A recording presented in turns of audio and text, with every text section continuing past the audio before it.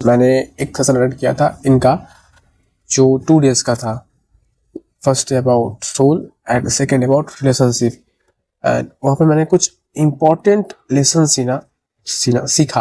वहाँ पे मैं कुछ इम्पोर्टेंट लेसन सीखा जो आई थिंक सबको जानना चाहिए, मेल फीमेल सबको, जो तुम्हारे नॉर्मल लाइफ एंड रिलेशनशिप को बहुत बेहतर बना देगी। आई मीन तुम्हें हमेशा अपनी लाइफ में एज में नॉलेज में बड़ा इंसान जो है उससे सीख लेना चाहिए, तो उस नॉलेज का तुम्हारे लाइफ में लेवरेज मिल जाता है। तो 2 दिन का सेशन का जो की टेकअवेज है, जो कुछ लाइफ चेंजिंग लेसन मुझे लगा कि ये कुछ इम्पैक्टफुल था, ये कुछ नया था, ये कुछ वैल्यूएबल था, उसको मैं इस वीडियो में उसका जो सार उसका की टेकअवे है वो मैं इस वीडियो में तुम्हें बताऊंगा। तुम्हारा नॉर्मल लाइफ एंड रिलेशनशिप को मोर हैप्पियर एंड बेटर बनाएगी एंड तुम्हारी लाइफ में बहुत क्लैरिटी आएगी। So first I will talk about your self, your soul. Second relationship. Both are valuable, but तुम्हें अगर रिलेशनशिप का जानना है तो you can to the part of relationship. The first insight was, what is the difference between you and a pig? तुम सोते हो, pig भी सोता है। चलो pig का एग्जांपल अगर तुम्हें बहुत छोटा लग रहा हो, शेर बोल दो तो बड़ा लगेगा अभी। तो what is the difference between you and a normal animal? तुम इवॉल्व हुए ना, तो बायोलॉजिकल डिफरेंस नहीं होता है ज़्यादा। जैसे कि एक pig भी सोता है, तुम भी सोते हो, जरूरी है। एक pig भी खाता है, तुम भी खाते हो, जरूरी है। एक pig भी अपने वाइफ के साथ, अपने हस्बैंड के साथ संभोग करता है, तुम भी करते हो, जरूरी है। तो व्हाट इज द डिफरेंस? एक पीग से तुम्हें क्या अलग करती है? एक पीग को आत्मज्ञान नहीं हो सकता, लेकिन तुम्हें हो सकता है। हम पहले सर्वाइवल के पीछे भागते हैं, फिर स्ट्रगल करते हैं, फिर स्टेबिलिटी के पीछे भागते हैं, उसके बाद हम सक्सेस के पीछे भागते हैं, उसके बाद हम सिग्निफिकेंस के पीछे भागते हैं। फिर भी तुम्हारा अंदर का वॉइड, अंदर का खालीपन वो फुलफिल नहीं होता। तो फिर इंसान स्पिरिचुअलिटी के पीछे जाता है, आत्मज्ञान, हायर पर्पस। तो तुम्हें लाइफ में क्लैरिटी होना चाहिए कि मेरा एक हायर पर्पस भी है इंसान होने का। जैसे मान लो एनिमल्स में कोई एनिमल ज़्यादा फल खाना इकट्ठा कर रहा है, खुद खा के ख़त्म भी नहीं कर पाएगा, उसके 4 जनरेशन भी ख़त्म नहीं कर पाएगा, बस वही इकट्ठा करे जा रहा है, बाकी कुछ नहीं कर रहा है, बाकी एरियाज ऑफ लाइफ उसके बेकार है। ये नहीं कि वो रिसोर्सेज जो इकट्ठा कर रहा है वो जरूरी नहीं है, वो रिसोर्सेज जरूरी है। वो रिसोर्सेज के वजह से उसको शायद वैसे रिलेशनशिप भी मिलेगा जो उसके रिसोर्सेज के लिए आएगा, एंड वो रिसोर्सेज उसके लाइफ को आसान बनाएगी, उसको जीने मदद करेगी। बट वो रिसोर्सेज का काम बस यही होना चाहिए कि उसकी हायर पर्पस में मदद करे, ना कि वो रिसोर्सेज इकट्ठा करना ही उसका पर्पस बन जाए। ऐसे पहले मान लो जंगल में कोई इंसान ज़्यादा लकड़ी, मांस, जो रिसोर्सेज सब कुछ इकट्ठा कर रहा है। ऐसे आज के टाइम पे लोग ज़्यादा गाड़ी, ज़्यादा ये वो इकट्ठा कर रहा है, छोड़ो, वैसे एक टाइम के बाद इतना ज़्यादा हो जाता है कि वो क्या करेंगे, तो वो चीज़ें जो हमें खर्चा लगता है, वो गाड़ियाँ, वो चीज़ें, वो उनका फालतू खर्चा है, मतलब पेनीस है उनके लिए, तो वो कर सकते हैं, उनका मर्जी, जो मर्जी करो। लेकिन द पॉइंट इज हमारे लाइफ में एक हायर पर्पस होना चाहिए। सिर्फ हायर पर्पस होने से नहीं होगा, वो पर्पस हमारे प्रायोरिटी में भी होना चाहिए। लाइक तुम्हें नेचर का कॉल आता है, जब तुम जाते हो ना तो रुक नहीं पाते हो, सब कुछ दुनियादारी छोड़ के पहले मुझे यही करना है। वैसे ही डिवाइन कॉल, तुम्हारे पास एक सेंस ऑफ अर्जेंसी होना चाहिए ये चीज़ करने के लिए। स्पेशली अगर कोई इंसान 50 और 60 एबव है या फिर 40 एबव है, फाइनेंशियल फ्रीडम, ये चीज़ें वो एक्सपीरियंस या फिर अचीव कर चुका है। तो सबसे पहले हमें पता होना चाहिए हमारा हायर पर्पस, देन वो पर्पस हमारे प्रायोरिटी में होना चाहिए, देन हमें प्रोसेस पता होना चाहिए। 3P, purpose, priority, process. Process map, वहाँ पे जाने का मैप जो लोग जा चुका है उनसे मिलेगी, स्क्रिप्चर से, गुरु से। सेकंड थिंग, भक्ति का इंपॉर्टेंट क्या है? जैसे हम खाना खाते हैं अपने शरीर के नरिशमेंट के लिए, वैसे ही भक्ति हमारे सोल के नरिशमेंट के लिए है। ह्यूमन बीइंग को जब आत्मज्ञान नहीं होती है, जब उसको पता नहीं होता है कि वो एक सोल है, तो वो खुद को बाहर से एक शरीर समझता है। मेरा शरीर, मैं कौन हूँ फिर?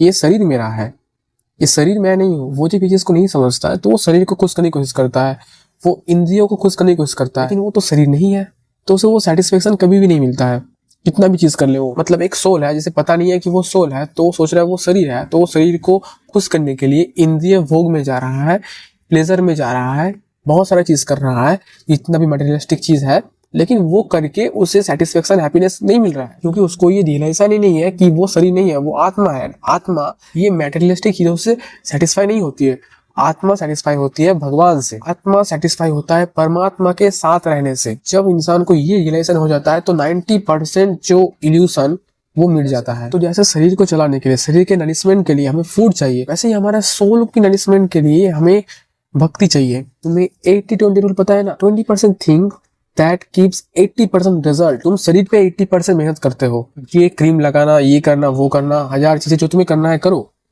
लेकिन क्या उससे तुम्हें कभी सेटिस्फेक्शन मिलता है? Long term permanent satisfaction? तुम खुद को क्वेश्चन करो। असली सेटिस्फेक्शन मिलता है जब हम स्पिरिचुअल चीजें करते हैं, जब हम भगवान से कनेक्ट करते हैं। तभी मुझे ये रिलेशन हुआ कि हम आत्मा है, भगवान से कनेक्ट करने से ही हमें असली सेटिस्फेक्शन मिलता है। लेकिन हमारा सारा फोकस वहां पे है जो चीजें मैटर कम करती है, और वहां पे 1% भी फोकस नहीं है जहां से मुझे असली सेटिस्फेक्शन मिलेगी। कि हमें ऐसा करना चाहिए कि हमारा 80% फोकस अंदर होना चाहिए, सोल पे। सोल को कैसे हैप्पी एंड हेल्थी रखा जाए, और 20% फोकस बाहर होना चाहिए कि बॉडी को कैसे हैप्पी एंड हेल्थी रखा जाए।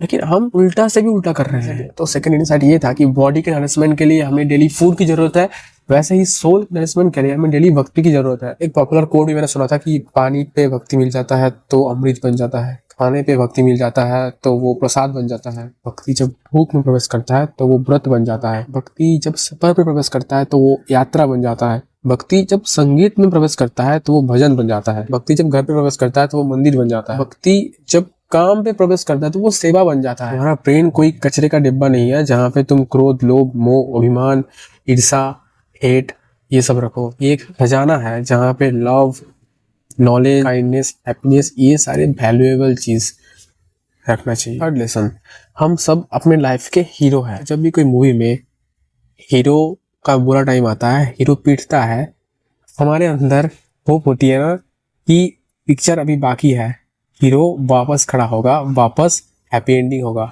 हमें ये यकीन रहता है। इसी चीज को हमारे लाइफ में लानी है। जब भी हमारे लाइफ में कोई बुरा टाइम आए ना, हमें बस एक चीज बोलना है, पिक्चर अभी बाकी है, हीरो हार नहीं सकता। हीरो अगर हार रहा है तो अभी पिक्चर बाकी है। चलो बॉलीवुड से कुछ तो अच्छा सीखने को मिला। ये तुम्हारे अंदर एक होप देती है। एक और चीज जो तुम्हारा खराब टाइम पे काम आएगा, दैट हम बहुत चिंता करते हैं। हमें लगता है हम सोच सोच के ब्रेन में ही सब कुछ सॉल्व कर देंगे, लेकिन हम चिंता करते हैं, कुछ सॉल्यूशन नहीं मिलता। चिंता करने में हमारा एनर्जी ड्रेन होता है, हम end of the day low energy feel करते हैं, लेकिन सॉल्यूशन तो कुछ नहीं मिल रहा है। लोगों ने रिसर्च करके भी देख लिया कि 90% जो आप चिंता करते हैं वो चीज रियल लाइफ में घटता भी नहीं है। तो worrying is paying the loan you didn't take. तुम्हारे साथ जो हो रहा है वो तुम्हारा रियलिटी है, तुम्हारा एक्सपीरियंस तुम्हारा रियलिटी है, वो फैक्ट नहीं है।